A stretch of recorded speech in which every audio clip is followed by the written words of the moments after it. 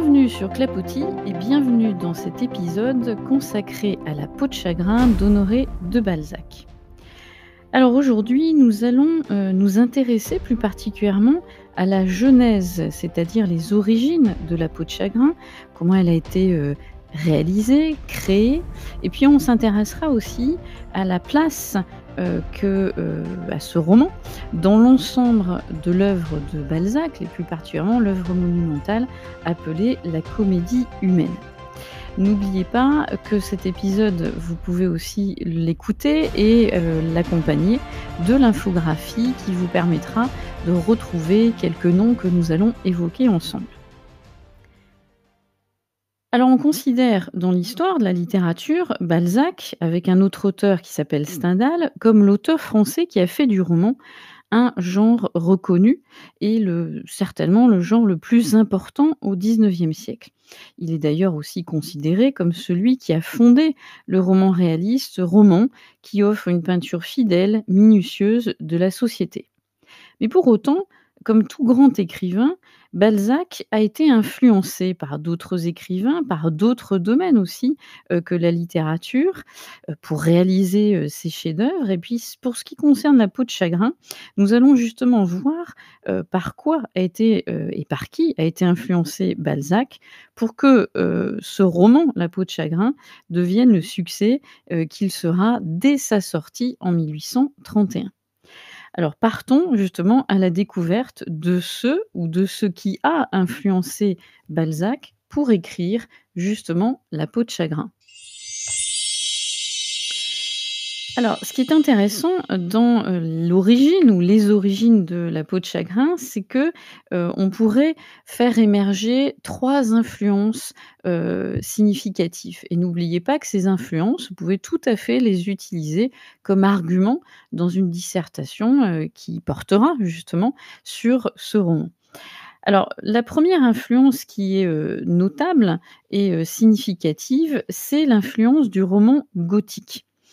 Heu, Balzac a tout d'abord été marqué par un auteur qui s'appelle Goethe et plus particulièrement par une de ses œuvres qui s'appelle Faust. Alors Goethe, pour le resituer, hein, c'était un célèbre romantique allemand qui a écrit Faust, un ouvrage célébrissime qui met en scène le pacte diabolique que Faust, le personnage en question, va contracter avec Méphistophélès, à qui il vend son âme. Et vous voyez bien que, pour simplement évoquer cet aspect-là, il ne s'agit pas de rentrer dans le détail de la pièce de Faust. Ce simple détail montre, combien Balzac va être influencé autour de cette notion de pacte. Ça, c'est la première influence, hem, le Faust de Goethe et vous allez me dire, on parlait de roman gothique parce que, justement, il faut savoir que les romantiques ont été marqués par cette idée de référence, à des éléments, justement de cette époque et on pourrait dire aussi que Balzac a été au-delà de Goethe et avant Goethe, marqué par un roman irlandais de Charles Robert Maturin, L'homme errant, qui, a été publié en 1820 et qui va être traduit pour la première fois en français en 1821. Alors, de quoi s'agit-il? Il s'agit justement d'un roman gothique, dont le héros va inspirer, fortement Balzac et dans La peau de chagrin, en fait, il va reprendre, du personnage de l'œuvre de Charles Maturin, encore une fois, le thème du pacte avec un démon. Et vous allez me dire que cette influence va donc constituer la trame ou la colonne vertébrale du roman qui nous concerne.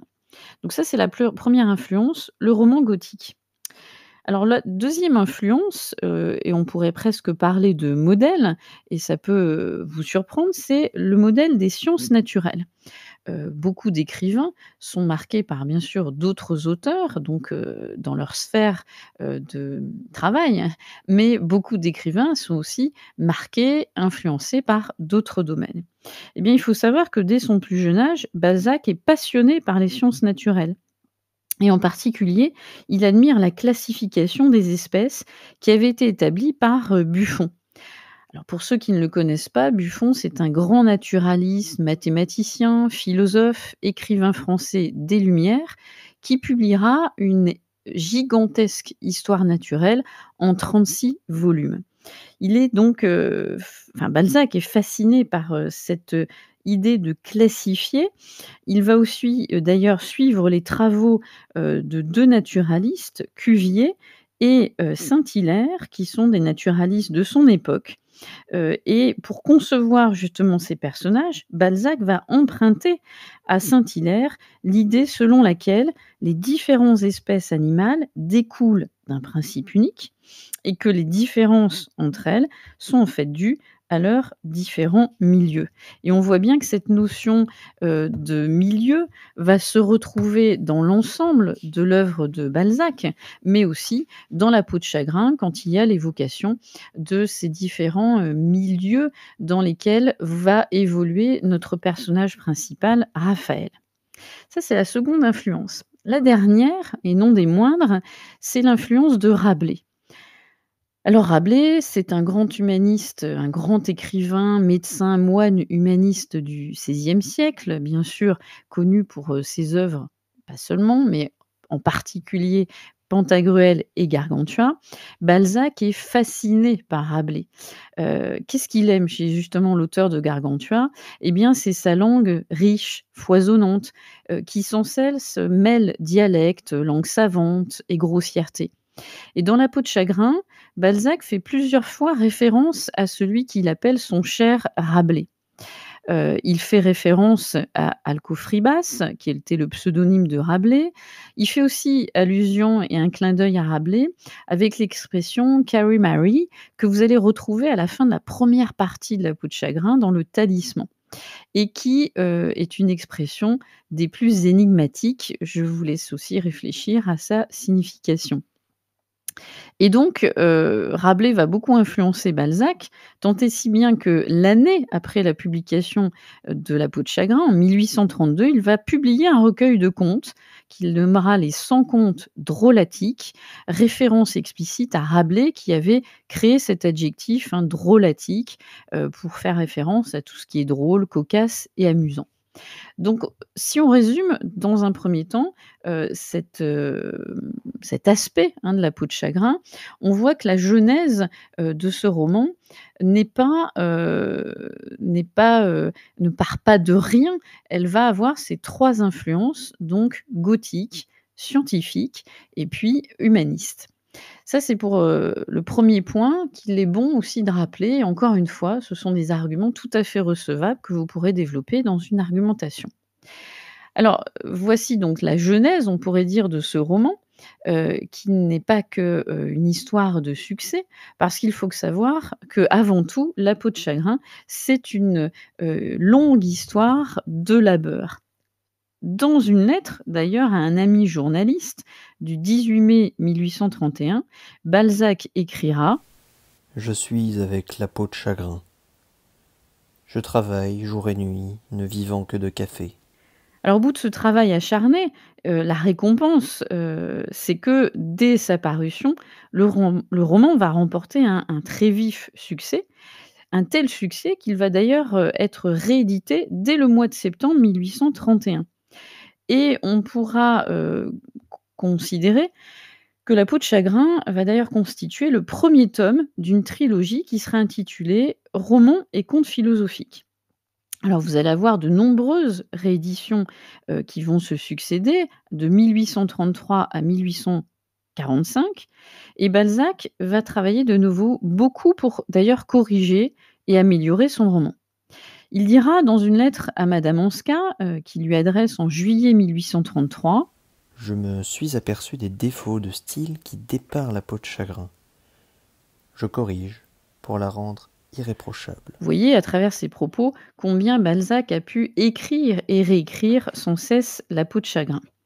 Alors, on avait parlé de la genèse, qu'en est-il de la réception? Et quand on entend réception, c'est l'accueil, donc là on vient de l'évoquer, un accueil plutôt favorable pour cette peau de chagrin.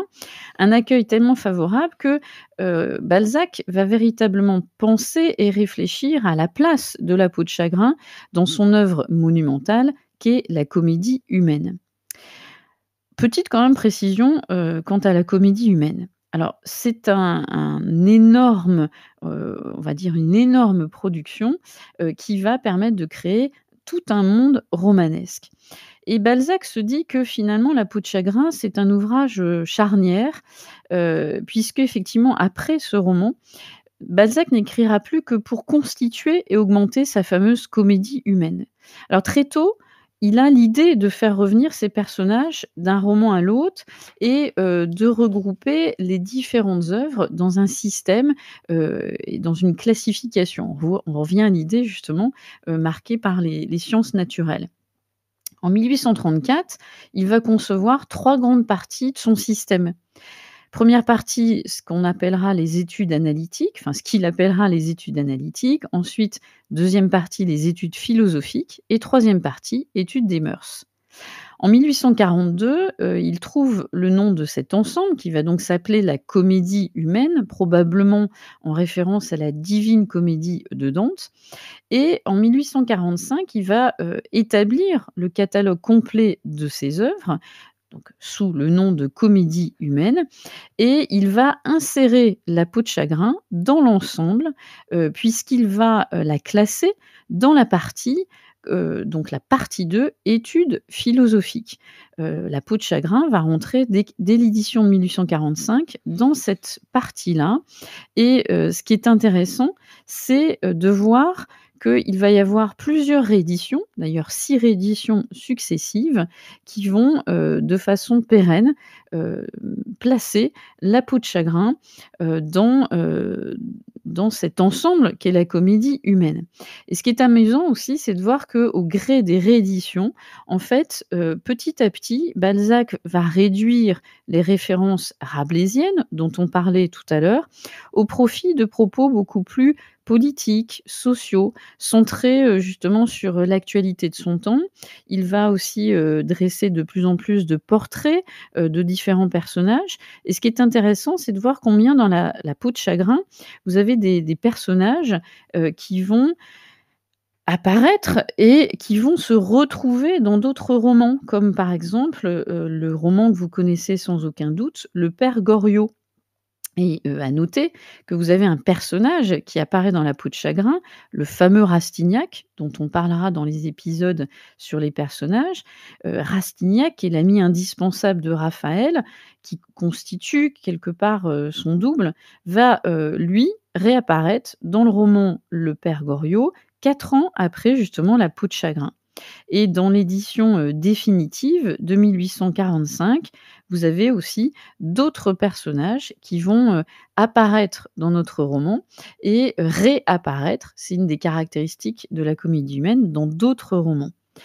Alors, on voit bien, que, finalement, La peau de chagrin, comme l'ensemble de la comédie humaine, c'est une longue réflexion, une longue maturation, de nombreuses réécritures, annotations, changements, et nous, on a donc, l'édition, justement définitive qui fait que, l'œuvre, qui est La peau de chagrin, va être accueillie des plus favorablement par, l'ensemble, des critiques de l'époque. Il va y avoir de nombreux éloges, d'ailleurs de la part de contemporains de Balzac, qui vont reconnaître en lui un génie, et d'ailleurs Victor Hugo n'hésitera pas à le décrire comme un des premiers parmi les plus grands de la forte race des écrivains révolutionnaires. C'est l'expression bien sûr de Victor Hugo.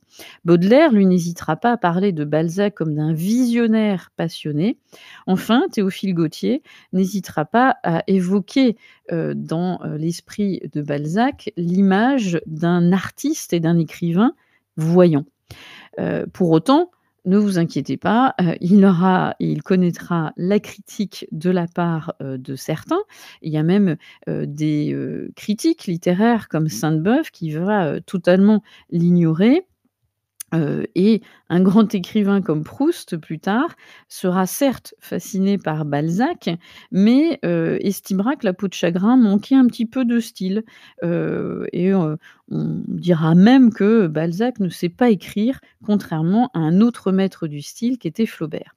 Mais ça, c'est l'histoire de la réception d'une œuvre entre éloge et critique. Voilà pour ce qui concerne, donc la genèse de La peau de chagrin, sa réception et sa, place progressive qu'elle va prendre dans cet ouvrage monumental qu'est la Comédie humaine. Encore une fois, n'oubliez pas que tous ces éléments vont pouvoir constituer pour vous des arguments que vous pourrez placer au gré de votre réflexion selon les dissertations que l'on vous donnera pour l'épreuve écrite. D'ici là, je vous dis à très vite sur Clapotis pour d'autres épisodes consacrés à notre auteur Honoré de Balzac.